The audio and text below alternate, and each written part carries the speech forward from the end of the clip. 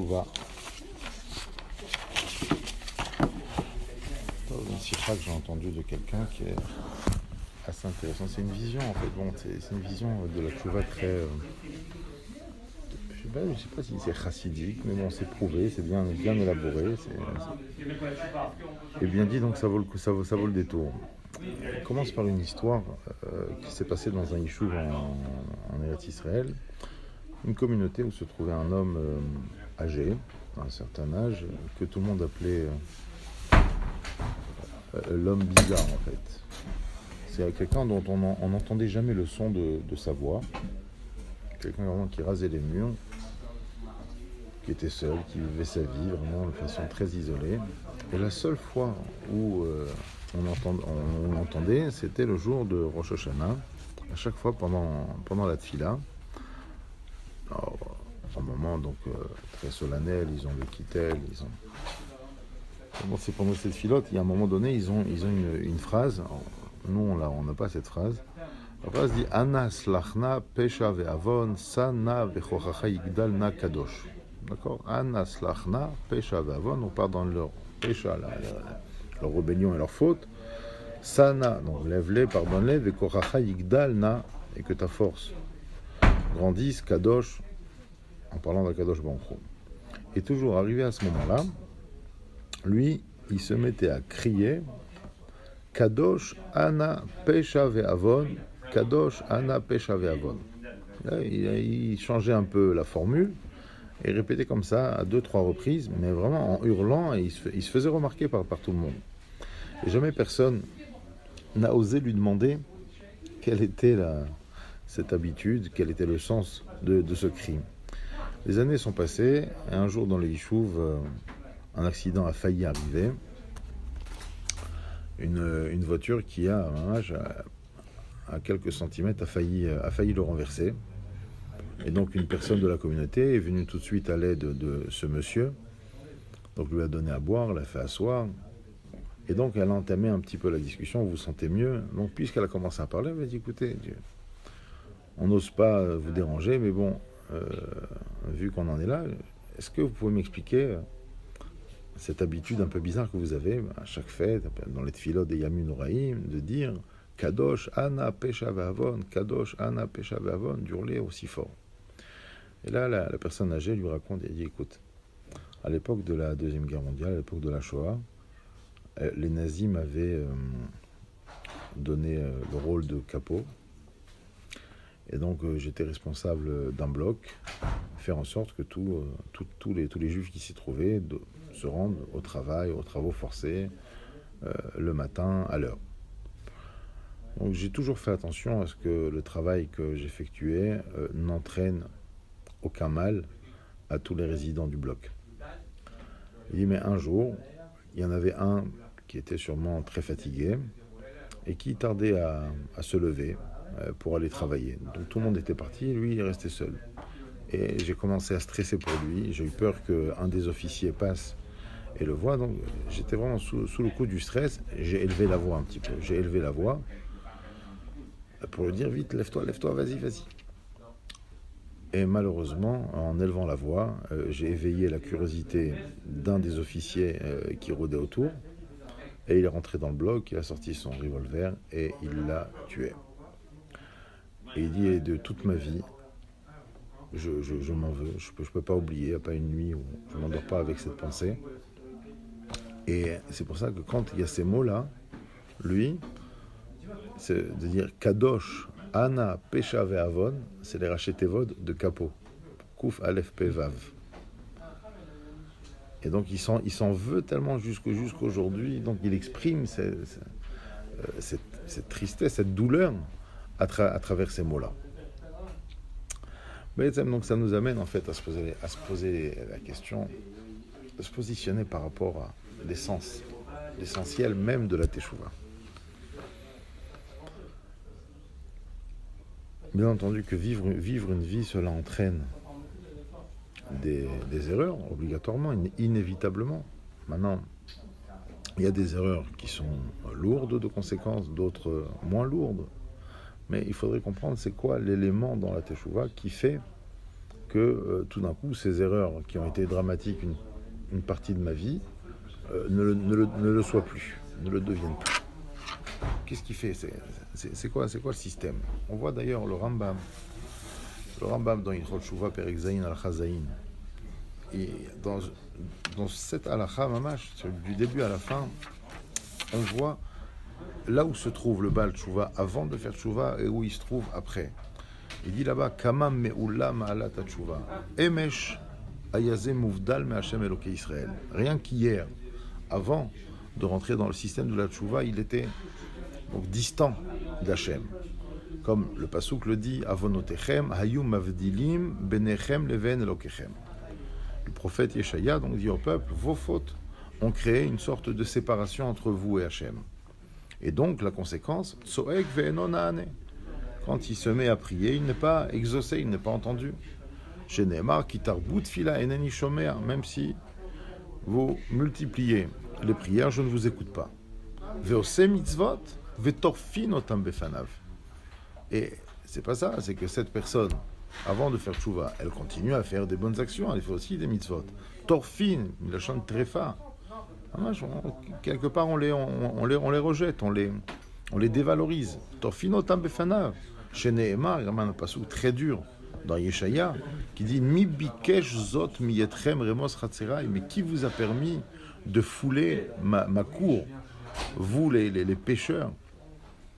Mi gambachem veisgor de la taim velo ta'iru. Le Navi continue en disant mais si seulement il y avait une personne assez courageuse pour fermer les portes de mon misbeach, en mi chefetz bachem amar Hashem tsevakot.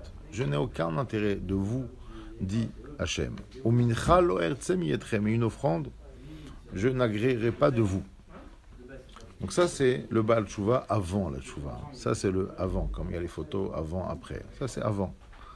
Après, qu'est-ce qui se passe? Ve'ayom, le jour où il fait Tshuva, umudbag vashrina. Sheneemar ve'atem advekim b'Hashem chayim kolechem ayom. Tsoeg ve'naane miyad. Il est exaucé tout de suite. Sheneemar ve'aya terem ikra'u va'ani ene. Il y a d'autres versets qui parlent de l'immédiateté avec laquelle Akadosh Baruch Hu nous répond. Ve'ose mitzvot umekablin otan benachad ve'simcha. Comme c'est marqué, kvar ratza elokim et ma'asecha, comme on le dit à la fin de Kippour. Velo od ela shemitavim lahem. Non seulement on va les agréer, mais en plus on est avide dans le ciel, on est avide de ça, on attend ces mitzvot. Comme c'est marqué, ve'arva l'Hashem minchat Yehuda. Elle est agréable pour Hachem, l'offrande de Yehuda de Yerushalayim, qui met olam urshanim kadmoniot. Donc on voit cette distance faramineuse qu'il y a entre le moment où il n'avait pas encore fait tchouva et le moment où on fait tchouva. Donc, qu'est-ce qui se passe exactement? Quel est l'élément, quelle est l'étape cruciale qui fait qu'on passe d'un extrême à l'autre? Alors bon, c'est intéressant, il s'arrête ici, le Rav qui développe cette idée, il s'arrête au milieu un petit peu pour nous dire que le nom des mois évoque quelque chose de fondamental, de très important. D'accord? Elul, comme on dit d'ailleurs dans le monde des yeshivot, mais Elul, ça veut dire slichot, ça veut dire tshuva, ça veut dire préparation Yom Hadin. Alors que c'est vrai que dans le texte de la Torah même, on n'a jamais vu que la Torah donne un nom au mois. La Torah parle en chiffres. Chodesh Harishon, Chodesh Hasiri. Où est-ce qu'on voit la notion des noms des mois? Les noms des mois figurent seulement après le premier exil. On le voit dans la Megillat Esther. Là-bas, c'est Chodesh Hasiri, ou Chodesh Tevet, Chodesh Nemasar, ou Chodesh Adar, Chodesh Harishon, Chodesh Nissan. Là-bas, il y a plusieurs mois qui sont évoqués. Donc, a priori, c'est ce qui ressort au niveau du Pshat, c'est que l'inspiration de nommer les mois avec des noms et pas des chiffres, est quelque chose qu'on a pris à Bavel. C'est pas quelque chose qui a été pendant toute la période du premier Beth Amikdash. C'est quand on est arrivé à Bavel, on a mis des noms sur les mois comme eux, donc on s'est inspiré d'eux. Et Behemet, dans le Yerushalmi, Rosh Hashanah, dans Perek Aleph Alachabet, Là-bas, c'est marqué Shemot Achodashim Alou Imanu Mi Bavel. Le nom des mois est venu avec nous après qu'on soit sorti, qu'on soit revenu de Bavel. C'est-à-dire qu'au début, on ne les avait pas. On le voit aussi dans un texte de Yecheskel, mais qui fait référence au début de Galout Bavel. Et il décrit un petit peu ce qui se passait là-bas en Babylonie au niveau des femmes de la communauté. Il dit Veine Sham Hanashim Yoshvot Mevakot et Tatamuz. Quand on est arrivé à Bavel, on a vu des femmes qui pleuraient le Tammuz. Et là-bas, les Mefarshim, ils expliquent, c'est quoi ce Tammuz? Tammuz, en fait, c'était le nom d'une divinité, donc qui était lié à un phénomène de la nature, et qui est lié à l'été, et c'est la période où cette force, cette divinité, que les Babyloniens ont rendu une divinité, elle fane. Donc c'est au début de l'été, avec les grosses chaleurs, ce Tammuz, il fane pour refleurir l'année d'après. Et donc carrément, c'est-à-dire qu'on est parti même prendre, c'est extraordinaire, on est parti même prendre des noms qui évoquaient la Avodah Zara. Et on les a mis dans notre calendrier, parce que Tammuz, à la base, c'est une Avodah Zara. Alors il ramène au nom du rabbi que dans une des sikhot, le rabbi avait trouvé un fascicule qu'on appelle Midrash Shemot HaChodashim. On interprète le nom des mois. C'est-à-dire que même si on s'est inspiré initialement de la mentalité babylonienne pour nommer les mois chez nous, mais une fois fait, on leur a donné une connotation, bien entendu, en accord, en phase avec la Torah. Et donc, bien entendu, quand il dit là-bas, par exemple, le mois de Nissan, donc c'est le mois où les Nissim se sont produits. Le mois d'Iyar, où on a reçu la manne, c'est Akadosh Baruch Hu nous a envoyé la manne Be'ha'arat Panim, en nous montrant un visage rayonnant, souriant. Et Harat Panim, Milachon Iyar, c'est Milachon Or. Il dit Sivan, on retrouve les lettres de la notion de Sinaï, des Nissim qu'il y a eu au mont Sinaï. Il dit, et Tammuz, et oui, dans ce Midrash Shemot, c'est marqué que Tammuz, par rapport au Chet HaEgel, le Chet HaEgel qui a eu lieu en Tammuz, donc il porte le nom de la Avodah Zara, parce qu'on a fait Avodah Zara ce mois-là, donc on a mis le mois de Tammuz. Alors il dit, d'après ça, le mois d'Elul, il dit Elul, ça fait référence, c'est une exploration. Voilà. Le mois d'Elul, il faisait référence à Bavel, aux agriculteurs qui avaient travaillé, qui avaient amassé un petit peu toute la matière qui était liée à la terre et qui faisaient un bilan, voilà, donc de ce qu'ils allaient distribuer, de ce qu'ils allaient engranger, de ce qu'ils allaient vendre immédiatement. Voilà, il y avait un bilan, donc une sorte d'exploration du travail fourni, de l'investissement réalisé jusque-là. Et donc ça tombe très bien. D'ailleurs, il ramène, quand on regarde dans la parashat Shlach Lecha, là-bas sur les Meraglim, c'est marqué Veyatouru et Eretz Kenaan. Donc la tour, il devait aller explorer, donc visiter, faire un bilan. Et comment le Targum Onkelos, babylonien, comment lui traduit Ve'alilu Yatara, Miachon Elul.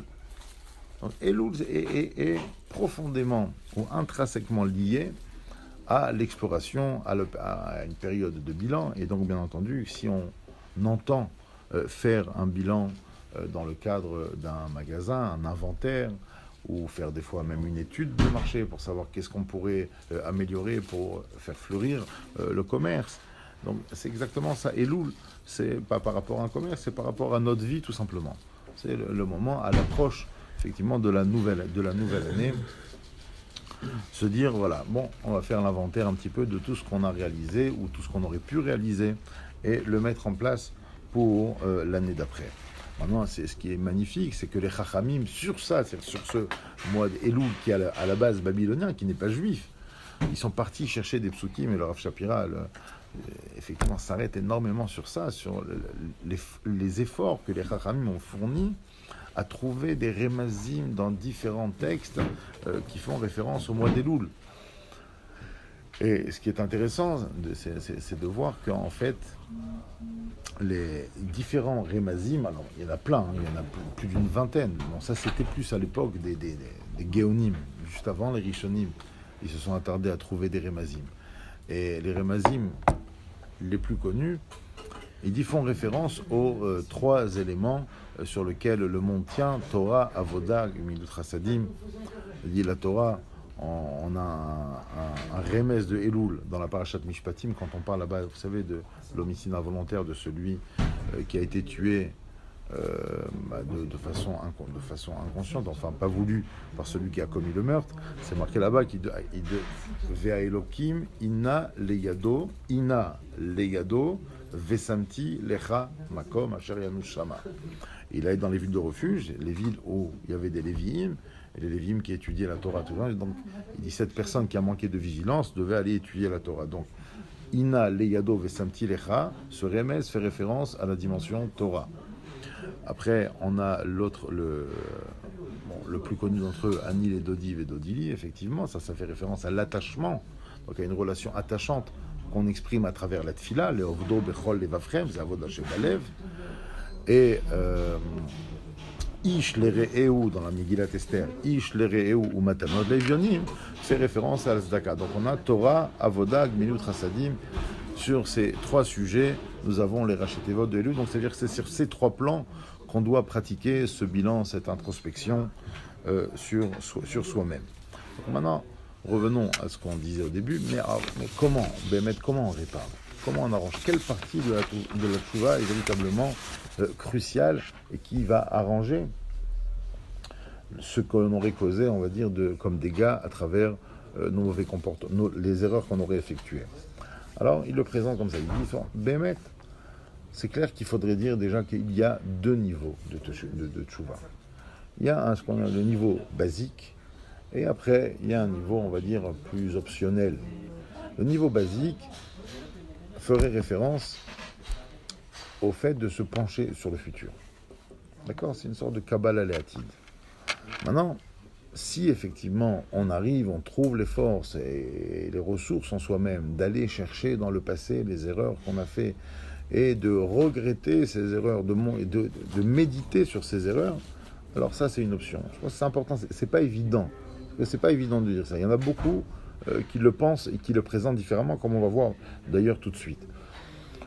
La Gemara dans Avodah Zarah, quand elle décrit le Baal Tshuva par excellence, à travers la personne de Rabbi Elazar ben Dourdaya, donc vous connaissez l'histoire, donc ce type qui n'avait laissé aucune femme de plaisir et qui a entendu un jour donc une nouvelle se trouvait au loin, il a fourni tous les efforts, cette femme lui sort une phrase comme quoi lui est irréparable, donc cela le blesse et il va s'adresser donc à tous les éléments de la terre qui refuseront d'intercéder en sa faveur jusqu'à que lui exprime une douleur phénoménale, un regret qui va le mener jusqu'à la mort. Et là, donc la Bat-Kol sort en disant Rabbi Elazar ben Dourdayam, Nitkabel Echaya Olam Haba. C'est lui qui a dit la fameuse phrase de la Teshuvah, repris par Rav Dessler et d'autres penseurs contemporains En Adavar Taloui Elabi, cela ne dépend que de moi, etc. Donc il est quand même reconnu comme étant le Baal Teshuvah. Ça reste, on va dire, une référence absolue de Teshuvah. Alors c'est vrai que quand on se met un petit peu à penser à cette histoire, on a quoi devant nous? On a un homme qui a exprimé un regret jusqu'à la mort, en fait. Véritablement, il n'a rien produit après. Il n'a rien fait de bien. Il a juste médité profondément, et ce jusqu'à la mort, concernant le mal qu'il avait fait et qu'il avait effectué jusque-là. Donc c'est vrai que de cette histoire, si on prend uniquement cette histoire, on aurait tendance à croire que la tchouva, c'est principalement s'investir, se pencher un petit peu sur le passé, sur nos erreurs, et de les méditer, de les analyser, et d'arriver à quelque chose de bien à travers ça.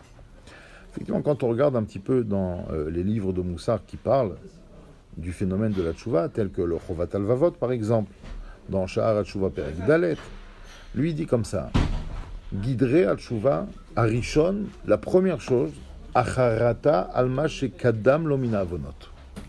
Lui, il exprime de cette façon-là. La première chose, c'est regretter tout ce qui s'est passé auparavant. Ve'asheni, sheyazvem ve'yasur mehem. Et en deuxième étape, serait donc d'abandonner ses mauvaises habitudes et de s'en écarter. dans un langage un peu plus impliquant, le Rabbeinu Yona, qui a aussi donc une référence dans le sujet, dans son Sha'arei Tshuva,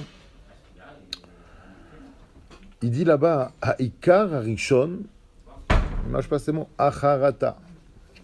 Le principe premier de la Tshuva, c'est la Charata. Yavin levavo kira vamar azavo et Hashem.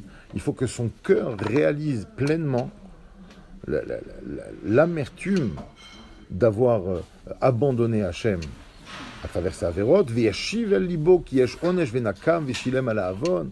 Et il devra réaliser qu'il entraînera des conséquences néfastes, donc des punitions suite à ses méfaits. Veitraret alma savaraim veyomar bilvavo measiti. Il doit s'en prendre à lui-même en se disant qu'ai-je fait?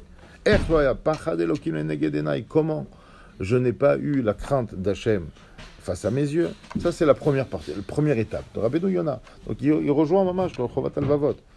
Et après, il dit Aïkar Hasheni Azivat Achet. Yazov drachavaraim veigmor bechol levavo kilo yosif tashuv baderech hazeod. Là, il parle effectivement d'envisager différemment la vie. Aïkar Ashlishi, il revient, c'est un peu rasra, mais bon, c'est sa vision de la tchouva. Il dit Ayagon, Yagdil, Yagon, Bidvavo, Veyeanach, Bibrirudlev. Il doit donc intensifier la tristesse, la peine dans son cœur. Veyeanach, il doit pousser des soupirs de l'amertume de son cœur. Ça, c'est le Chovat Alvavot, côté plus Ashkenaz, d'accord? Chovat Alvavot et Rabbeinu Yona. Le côté Yazov, c'est Kabbalah. Yazov, c'est quoi? Ouais, Yazov, oui. Yazov dracha, veigmor bechol levavo kilo yosif. Donc c'est Kabbalah Léatid. Lo yosif, c'est Léatid. Par contre, le Rambam, lui, le Rambam dans le Perek Bet, à la Chabet, bon, il le définit. Bon, le Rambam, c'est quelque chose qui s'étudie profondément. Mais quand on prend la Halacha Bet du deuxième chapitre, il dit Uma hi al shuva, sheyazov achote chet'o veyasir mimarshavto veigmor bedibo shelo yasewod. Lui, il le résume effectivement par cette prise de conscience dans le futur. Et après, d'ailleurs, c'est son langage interpelle, il finit la halakha en disant Vechen itnachem al ma she'avar. Et ainsi. Donc, on dirait au passage. Et ainsi, itnachem al ma she'avar, il regrettera ce qu'il s'est passé chez Nehemar, qui achare shuvi nichamti. Je vois que le passou qui ramène achari shuvi. Shuvi, donc c'est l'élément qui définit la tchouva. Et pour lui, la tchouva, c'était quoi? C'est le changement dans le futur. C'est le changement dans le futur. Qui a charé chouvi, nichamti. La nechama, effectivement, c'est aller chercher dans le regret par rapport à tous les méfaits que j'ai pu commettre auparavant. Mais dans le premier Pérec, ouais.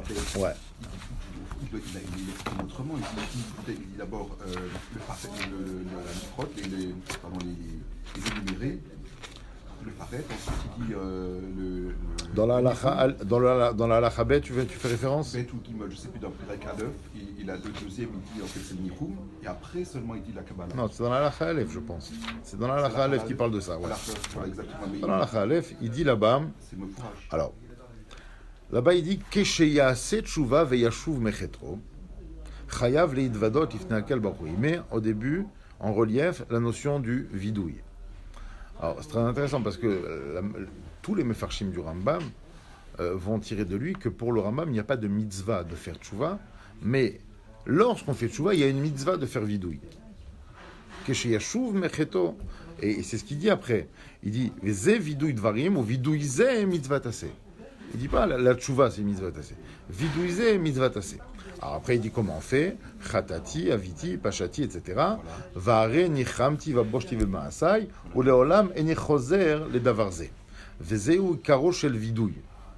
Donc on dirait qu'au début, ce qu'il veut expliquer, c'est la mitzvah minatora, puisque le Rambam se présente toujours comme quelqu'un qui vient d'abord interpréter les références écrites. La tchouva, toujours il commence, donc là on va parler de ce principe de la Torah. Donc il s'attarde sur le vidouille. Maintenant, dans le Perek Bet, à la Chabet, quand il arrive maintenant à parler du phénomène de la tchouva, donc qui est en amont, on va dire, qui est le klal un peu du vidouille. Le vidouille, ça reste la mitzvah de la Torah, mais c'est la mitzvah qui s'exprime dans le klal de la tchouva. Et Umayya tchouva, sheyazov achote cheto veyasir mimarshavto veigmor bedibo shelo yasewod. Il présente les choses différemment. C'est il y en a qui présentent ça comme une stira, mais on peut comprendre sous cette forme-là. C'est qu'au début, il a attardé juste à expliquer où est-ce que dans la Torah on parle de ça. On dit dans le cadre de la tchouva, et là il s'attarde sur le vidouille. Mais quand il arrive à parler un langage plus humain, notamment dans le Perek Bet, là il dit clairement Veigmor beidbo shelo yaseu od. Après, il dit Vechen itnachem al shava. Veyaid alav talumot shelo yashuv lezeachet leolam. Donc il met la nechama, donc ce qui rappellerait la charata, en deuxième temps. Et donc, ça dénoterait un petit peu de ce que Rabbeinu Yona et le Chovat Alvavot ont préconisé dans le cadre de la tchouva. C'est l'Admour Azaken, dans son Shulchan Aruch, dans Ilchot Edut. Et a priori, lui, donc, c'est fixé par rapport au Rambam. Là-bas, il parle des gens qui sont psulim la Edut. Et donc, en s'inspirant de la Gemara dans Sanhedrin, il parle de Mesachek Bekouvia. Mesachek Bekouvia, d'accord, les joueurs de casino, les joueurs de hasard, d'accord. Et il ramène des joueurs. Alors, il dit là-bas, un tel joueur, un tel individu, à partir de quand il pourra redevenir kasher laïdout? Quand il fera tchouva. Et c'est quoi il fera tchouva?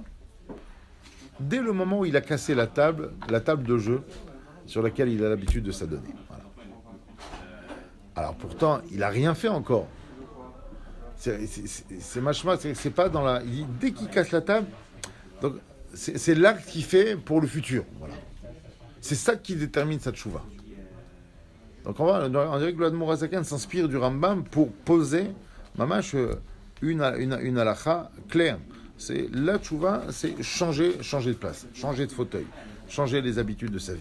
C'est principalement, c'est le futur. Et dans un deuxième temps, comme le Rambam dit, vechen itnachem al ma she'avar. Il donne un exemple ici, le Rav qui ramène cette sikha. Il dit, vous avez un père, qui n'a pas eu trop le temps de passer du temps avec ses enfants et qui promet à ses enfants que tel matin de leurs vacances, ils iront très tôt au parc et les amèneraient donc pour pouvoir profiter d'une journée agréable en sa compagnie. D'accord ? Et voilà que la veille, le père est resté au bureau très tard et il rentre chez lui en pleine nuit et il voit que à l'entrée de la maison, il y a déjà les sacs à dos des enfants qui sont préparés. Je lui dis, c'est même pas la peine, c'est foutu, je serai pas du tout en forme pour pouvoir le faire. Alors il dit, qu'est-ce qu'il doit faire? Alors ça dépend. D'après Rabbeinu Yona, sa tchouva, c'est quoi?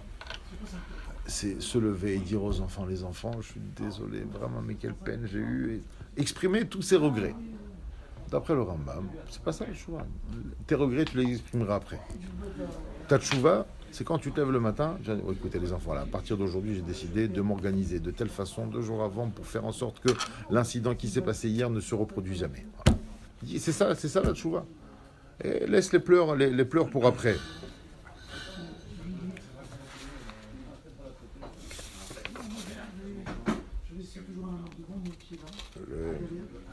Voilà. D'accord, c'est du concret. La tchouva, c'est quelque chose qui doit être... C'est pas dans le sentiment tellement du regret, du pleur qu'on va avoir, de combien on a réussi à se sensibiliser, c'est surtout par rapport à l'avenir. Voilà, Kabbalah est active principalement. Après, on verra maintenant cette dimension du Rambam de Vechen Itnachem. Il ramène une histoire chassidique, c'est une histoire très moderne qui s'est passée. Il raconte que l'Admour de Vignitz, un jour il était chez un chassid polonais qui habitait à Los Angeles. Il a passé Shabbat chez lui. Et l'Admour de Vignitz lui fait part de son désir ardent de rencontrer le rabbi. Et l'Admour, le chassid en question, qui était proche du mouvement Chabad, lui dit, mais vous savez, le rabbi, il sait tout. Il sait tout, même à des milliers de kilomètres. Il sent tout. Alors l'Admour essaye de comprendre un peu pourquoi il lui dit ça, qu'est-ce qui lui fait dire ça. Alors après une certaine insistance, le type se met à raconter qu'il y a quelques années, il avait dû passer un certain temps, certains mois dans une maison de rééducation dans laquelle il s'était lié de plus que d'amitié avec une des infirmières, non juive bien entendu. Et arrivé à la fin de sa rééducation, à la fin de son traitement, et bon, ils avaient envisagé que voilà, mardi il devait sortir. Ça y est, ils partaient pour le rêve américain avec elle, à l'aventure. Ils allaient revivre une vie nouvelle, etc. Et voilà qu'en début d'après-midi, vendredi, le téléphone sonne dans la centrale donc, des infirmières. On le demande à parler à ce patient-là, ce fameux chassid. C'est un des secrétaires du rabbi qui le prend au téléphone et qui lui dit, écoute, le rabbi a bien reçu tes demandes de bracha concernant ta réfoua, ta rééducation, etc. Mais par contre, il demande à ce que immédiatement tu quittes ta chambre et tu rentres chez toi à la maison. L'autre il dit au secrétaire, non, mais mes traitements sont prévus jusqu'à mardi, c'est compliqué de sortir maintenant, en plus je vais arriver juste avant Shabbat, c'est trop risqué. Écoute, toutes tes excuses, tu auras tout le temps de les exprimer après. Le rabbi a dit que maintenant, tu prends tes jambes à ton cou, tu te lèves et tu vas chez toi. Alors voilà, c'est un peu ça. C'est à la rigueur, après, tout est cheshbonot, et toute ton analyse, il y aura tout le temps de le faire après. L'introspection, on va dire, au niveau des sentiments, au niveau de ton ressenti. Maintenant, il faut agir. C'est ça, pour lui, c'est ça la tchouva. Maintenant, il faut agir. Maintenant, pas. Et comme ça, effectivement, il a raconté que le rabbi l'avait sauvé donc, de ce mirchol, de ce nisayon, dans lequel il était en train de sombrer. Et donc, il explique en fait, et peut-être pourquoi cette partie a l'air effectivement cruciale et peut-être la plus importante de la tchouva, la Kabbalah Léatide.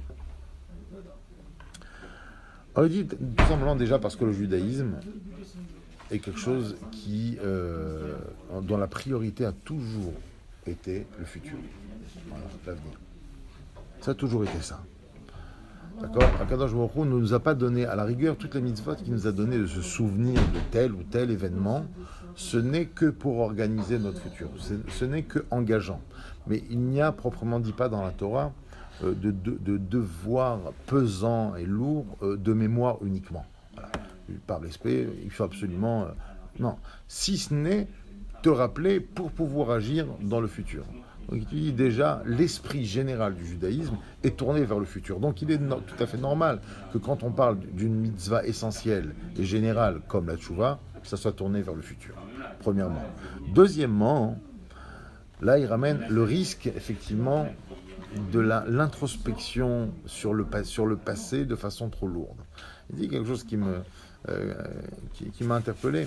Il dit des fois, c'est le rabbi qui écrit ça dans un des Likutei Sichot, et il disait, des fois, le pleur pourrait se substituer à l'action.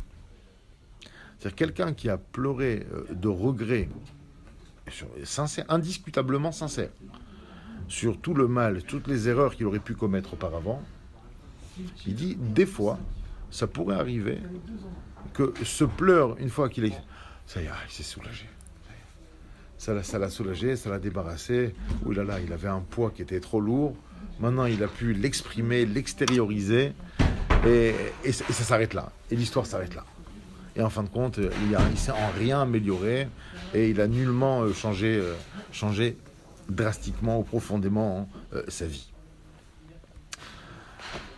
Dans le Tanya, dans Igeret Tchouva au Perek Aleph aussi, il dit là-bas, Veine mitzvat Tchouva min Torah hi azivat achet bilvad, velo kedat amon shel Tchouva hi ata'anit veisurim alava. Dans Igeret Tchouva, donc c'est l'Admour Hazaken, il le dit clairement, il dit c'est pas le Ikar Tchouva, c'est le changement, le changement, c'est dans les jours qui arrivent, c'est dans le futur. Et il dit, et pas comme beaucoup pensent que la tchouva, c'est le ta'anid et ce que je vais m'infliger sur tout ce qui s'est passé. Alors, maintenant, ce qui est intéressant, mais comment le Rambam, donc, on a compris que tout ça s'est inspiré à la base du Rambam. Mais comment le Rambam, lui, a cette vision de l'histoire de Rabbi Elazar ben Dourdaya ? Puisqu'en fin de compte, lui n'a rien fait, n'a rien produit. Il n'a fait que regretter ce qui s'était passé. Alors sur ça, le Rabbi a dit, à maintes reprises, dans différentes sikhot, il fait référence à l'enseignement du Harizal. Le Harizal disait que le Rabbi Elazar ben Dourdaya était tout simplement le Gilgul de Yochanan Kohen Gadol. C'est extraordinaire. Il dit Yochanan Kohen Gadol, qui a vécu 200 ans avant la destruction du deuxième temple, qui a été connu pour avoir occupé le rôle de Kohen Gadol pendant 80 ans, et à la fin, il a tourné Tzedouki. Donc lui, il a tout un passé d'action et une finalité laborieuse, catastrophique. Le tikkun de cette neshama était d'amener sur terre un homme dont toute la vie était catastrophique, mais dont la fin était merveilleuse, dont la fin était rayonnante. Et c'est ces deux personnages qui se complètent en fait. C'est dans ce sens que Rabbi Elazar ben Dourdaya est le Gilgul de Yochanan Kohen Gadol. C'est très intéressant. Il dit parce que en fait, bien entendu, quand il dit les Maasim Tovim de l'homme, c'est un peu l'habit qui se confectionne quand il arrive au Olam Haba. Voilà, il est habillé, il a de quoi, il a une stature. Il dit, quand on a fini sa vie comme Yochanan Kohen Gadol, et qu'on s'était fait confectionner un habit comme ça, et qu'on ne peut pas en profiter parce qu'il a mal fini, alors il fallait absolument envoyer cette Neshama dans une autre expérience, dans une autre vie, pour pouvoir compléter cette finalité et profiter de tous les habits confectionnés à travers les Maasim Tovim pendant ces 80 ans d'exercice de Kohen Gadol. Mais comme il dit, et le Rabbi dit là-bas, il dit Im bechiot lo nichnasim le Gan Eden. Il dit avec des pleurs, c'est sincère, c'est beau, c'est touchant, et c'est même bouleversant. C'est vrai, des fois c'est bouleversant d'entendre quelqu'un pleurer. Mais sauf, c'est pas ce qui va nous faire entrer au Gan Eden. Ce qui nous fait entrer au Gan Eden, c'est les Maasim Tovim, c'est ce qu'on aura produit effectivement. Donc l'histoire de Rabbi Elazar ben Dourdaya ne peut pas nous servir de référence phare pour nous dire à nous c'est quoi le principal de la tchouva. Donc pour lui, c'est évident que c'est l'action et la façon d'entreprendre à l'avenir la vie. Maintenant, effectivement, dans un deuxième temps, là on parle de la tchouva plus perfectionnée, beaucoup plus améliorée.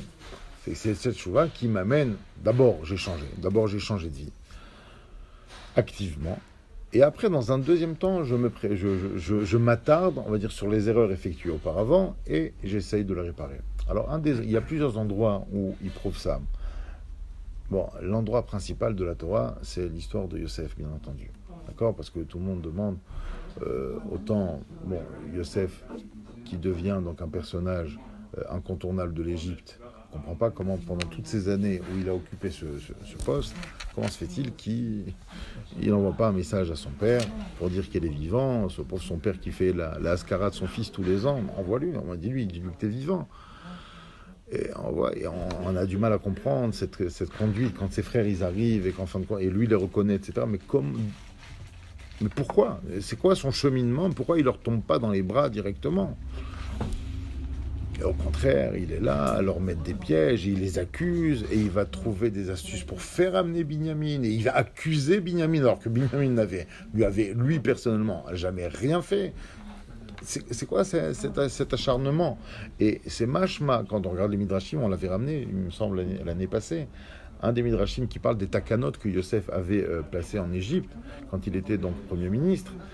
La première takana qu'il avait dit, c'est que lorsqu'une personne vient s'approvisionner, il faut noter son nom, le nom de son père, et à combien de personnes cela va profiter. C'est-à-dire qu'il avait interdit de vendre en gros. Il n'y avait pas de vente en gros. C'était que du personnel. Il fallait venir dire ton nom, le nom de ton père et pour combien de personnes tu venais chercher à manger. De cette façon-là, il s'assurait que le jour où ses frères se présenteraient à un endroit en Égypte pour acheter de la nourriture, alors il le saurait. Donc ça veut dire que toute cette attitude un peu réfléchie et froide de Yosef, c'est pas sur le moment.